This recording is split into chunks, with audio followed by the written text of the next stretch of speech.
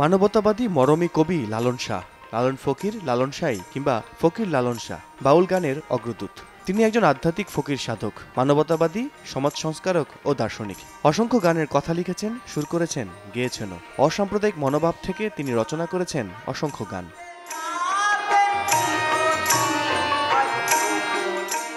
রবীন্দ্রনাথ ঠাকুর, Kazi Nazrul, Allen গিন্সবার্গের মতো বহু খ্যাতনামা কবি, সাহিত্যিক, দার্শনিক, বুদ্ধিজীবী সহ অসংখ্য মানুষকে যুগে যুগে প্রভাবিত করেছে লালনের গান ও দর্শন। অথচ তার ছিল না কোনো প্রাতিষ্ঠানিক শিক্ষা।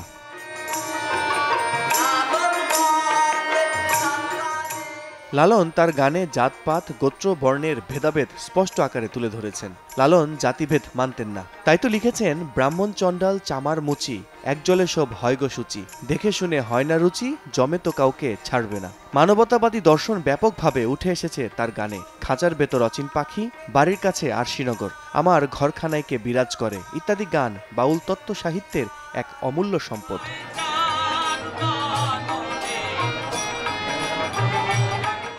অন্য আরেক গানে লালন বলেছেন, সহজ মানুষ ভোজে দেখনারে মন দিব্য জ্ঞানে, অর্থাৎ মানুষকেই ঈশ্বর জ্ঞানে ভজ, কারণ ঈশ্বরের বাস মানুষের মাঝেই আত্মরূপে, তাই মানুষের মাঝেই উপলব্ধি করো ঈশ্বরকে। লালন সম্পর্কে রবীন্দ্রনাথ ঠাকুর বলেছেন, লালন ফকির নামে একজন বাউল সাধক হিন্দু, মুসলমান, বৌদ্ধ ধর্মের সমন্বয় করে কি যেন একটা বলতে চেয়েছেন। আমাদের সবারই সেদিকে মনোযোগ দেওয়া উচিত।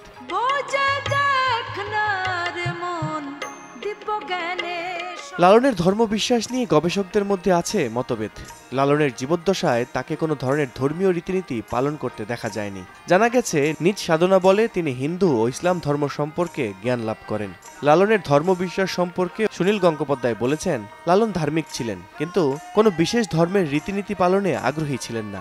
সব ধর্মের বন্ধন ছিন্ন করে মানবতাকে সর্বোচ্চ স্থান দিয়েছিলেন জীবনে। একটি গানে লালনের প্রশ্ন ছিল, এমন সমাজ কবে গো সৃজন হবে, যেদিন হিন্দু, মুসলমান, বৌদ্ধ, খ্রিস্টান জাতি গোত্র নাহি রবে। লালন শাহ 1972 সালে ঝিনাইদহ, মতান্তরে কুষ্টিয়ায় আত্মগ্রহণ করেন। 1890 সালের 17 অক্টোবর কুষ্টিয়ার ছেউরিয়ায় তার মৃত্যু হয়। লালন ছিলেন বাউল সাধক, দার্শনিক ও সমাজ সংস্কারক। বর্তমান সমাজে মানুষের কাছে লালনের কোনো বিকল্প নেই। লালনের পথ অনুসরণ করে হয়ে ওঠা যাবে প্রকৃত মানুষ, সমাজ, পৃথিবী হবে সুন্দর, এমনটাই মনে করেন লালন প্রেমীরা।